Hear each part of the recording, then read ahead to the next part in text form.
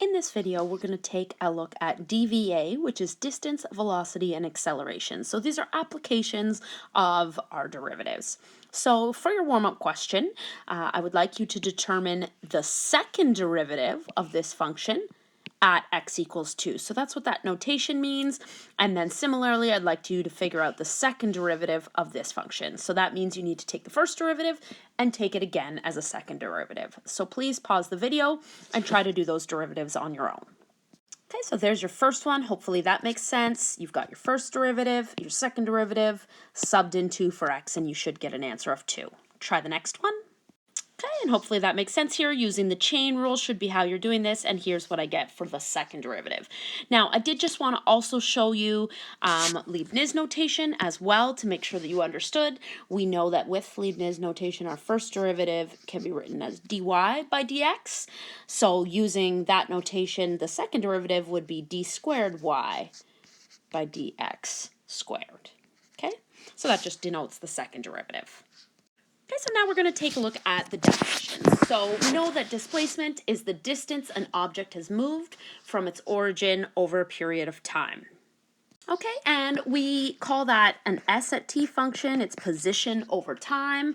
Units could be often meters or something like kilometers. Okay, then we know that velocity is the rate of change of the displacement with respect to time. Okay, and we know that we can write that as velocity with respect to time, so v at t, and common units would of course be meters per second or kilometers per hour. Okay, and then we know that the acceleration would be the rate of change of the velocity with respect to time. Okay, and we can write that as a at t, acceleration with respect to time, and common units are meters per second squared. Okay, now we are also going to take a look at calculating what is called the average velocity, right? The average rate of change, and we've done this before. So we know that the average velocity is just the change in displacement with respect to the change in time, or S2 minus S1 over T2 minus T1. Okay, and so really then what we're saying is that the v at t, the velocity, is the first derivative of the displacement function. Similarly, the average acceleration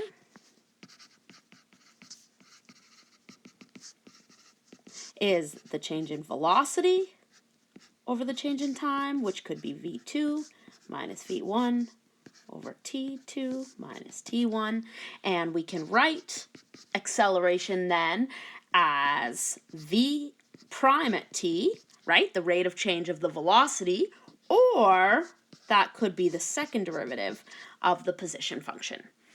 Okay, and just important to note that displacement, velocity, and acceleration are all vectors. Okay, so all of these quantities have both magnitude and direction. So we're going to take a look at an example. A hammer is accidentally dropped from a height of 90 meters. The height of the hammer, s in meters, after t seconds is modeled by this equation. And just please make note that this is only valid for t is greater than 0. So the first thing that we're going to do is calculate the average velocity. And we know from above that that is the change in displacement over the change in time.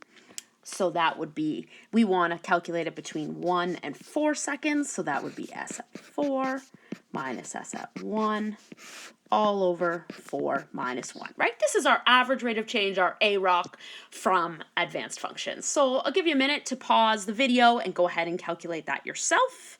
Okay, and I hope you agree you got negative 24.5. And this, of course, means that the hammer is falling down, right? Its position or its displacement is decreasing at a rate of 24.5, and our units are meters per second. Okay, so make sure you have that written down there. Okay, go ahead and read B. B says to determine the velocity of the hammer at 4 seconds. Hopefully you could pause the video and figure out what that means and what you have to do. Okay, so using our position function from above, first we're going to have to calculate the velocity function. So we're going to take the derivative, and we get negative 9.8t. If we want the velocity at 4 seconds, that means v at 4 And I hope it makes sense to you then that you would get negative 39.2. The velocity of the hammer is negative 39.2 meters per second. So the velocity is 39.2 meters per second in a downward direction. Okay, in part C, we're asking when will the hammer hit the ground? I hope you can see the main idea in this question.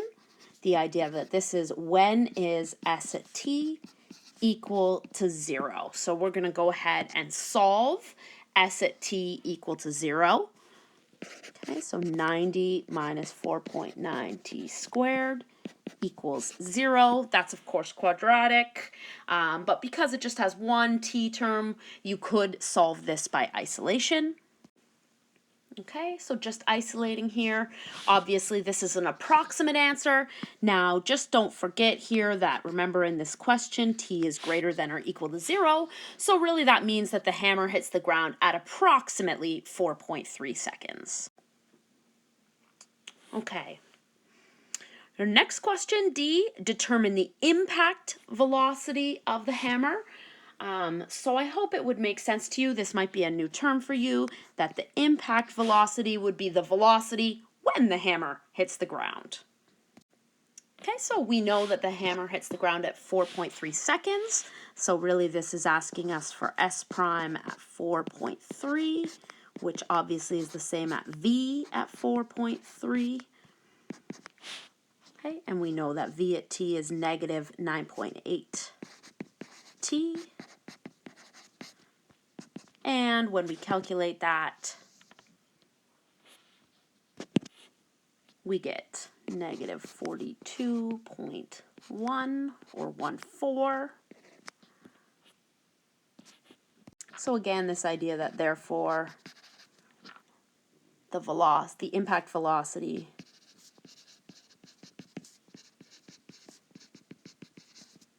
is 42.14 meters per second down, right? That's what the negative tells us. Okay, let's try one more question, and that is, what if I asked you here to determine the acceleration function? So we already know from above that S at t is 90 minus 4.9 t squared. We know that V at t was negative 9.8 t. And so obviously that means, just using our derivative rules, that A at t is negative 9.8. Okay, so this means that the hammer has a constant acceleration of 9.8 meters per second down, and I hope you recognize this as your acceleration due to gravity. Okay, so hopefully that makes sense. We're going to try one more example here. There are 3 parts to this question right here. I think it would be a great opportunity for you to pause the video and see if you can interpret the 3 questions on your own. They are different words than we just went through, and then play the video to make sure that you got those ideas. Okay, so in this question, a ball is thrown upwards so that its height above the ground is given by this equation. Height is in meters and time is in seconds. So the first one asks you for the initial velocity, and I hope that would make sense to most people that that really is asking you for V at 0, right? Obviously, that means that we have to first find V at t by using our derivative rules. So there's our V at t, and that means then that V at 0, we're going to, of course, plug 0 in for t, and you should get 24, and that would be meters per second, right? And that means it's on its way up, the ball, right? The direction is up because it's positive. Okay, in this second question here, you're asked to determine the maximum height of the ball. Okay, so obviously we need to know the time where the maximum occurs. And so this is a quadratic, so you have solved questions like this back in grade 10 by completing the square and finding the vertex of the parabola. But now the idea here is we can use derivatives, and the key understanding in this question is to understand that at that maximum, I hope it makes sense to you that the velocity would equal 0, right? The velocity would equal 0 for a split second, and of course then the ball is changing direction, right? The ball goes up to the maximum and then changes to coming down. Okay, so we need to find when v at t equals 0, and then of course we need to solve for the height at that time. So go ahead and pause the video and try to do that on your own. Okay, so hopefully it makes sense to you then when I solve for t in that scenario that the max occurs at 2.4 seconds. And so now we need s at 2.4. Okay, and I believe you should get 28.8 meters, and so that means the maximum height of the ball is 28.8 meters. Okay, and the last question there. So in the last question, it asks you to find the average acceleration between 1 and 3 seconds. Remember that this is the average rate of change of velocity with respect to time. So we would have to find here v at 3 minus v at 1 all over 3 minus 1. So pause that video, make sure you do that on your own and try to write your own concluding statement. Okay, so you should have gotten that the average acceleration is 10 meters per second squared in a downward direction. Okay, so we're going to look at one other idea in this lesson of distance, velocity, and acceleration, and that's looking at the idea of being able to sketch the graphs. So we'll take a look at the first one together.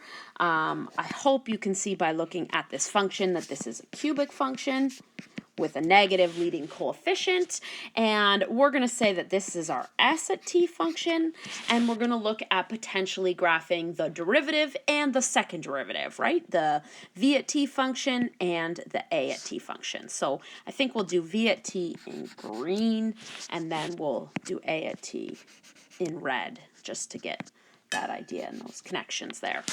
Okay, so a couple things I just want us to understand. So based on what we saw before, I hope that you understand that at this point right here, the slope of a tangent line would be 0, right? That's a minimum. And here, the slope of the tangent line at this maximum would be 0, meaning the velocity is 0. So if we just sort of do a dotted line down over here where we're going to graph our v at t function, I hope you could see there that the slope of the tangent line, the instantaneous rate of change, is 0. Okay, so this is going to be our v at t function over here. Now, I hope you could see I'm going to go back up to the s at t graph, and anywhere sort of along this section right here, right, anywhere along that section right there, the tangent lines are negative, right? If I was to draw a tangent line, it would be negative. In other words, the velocity graph is negative, which means below the x-axis. Okay, so something like this. Doesn't matter where or how steep or anything like that. That's not the idea here. Hopefully then you could see similarly that in the next section of the graph, anywhere I draw a tangent line, this tangent line is positive. Here, this tangent line is positive. Okay? And so that would mean somehow here the function is positive. Again, you don't really know exactly how to draw that, but we're just going to connect it with a nice smooth curve. Okay, and in that third section right over here, I hope you can see that again, the tangent lines switch to being negative again. Okay, so we're going to say something like this is our v at t function. And of course, we know from our algebraic work that we've been doing, right, that this, if the starting function, if the s at t function was cubic, then we know that the v at t function would be quadratic, right, using our derivative rules.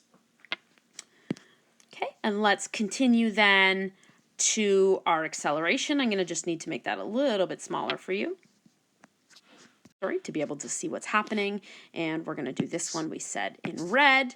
Okay, so similar idea now. If we look at the derivative of the velocity function, we know that here is where the instantaneous rate of change, or the slope of the tangent line, would be 0. Okay, so that would be 0 on the acceleration function.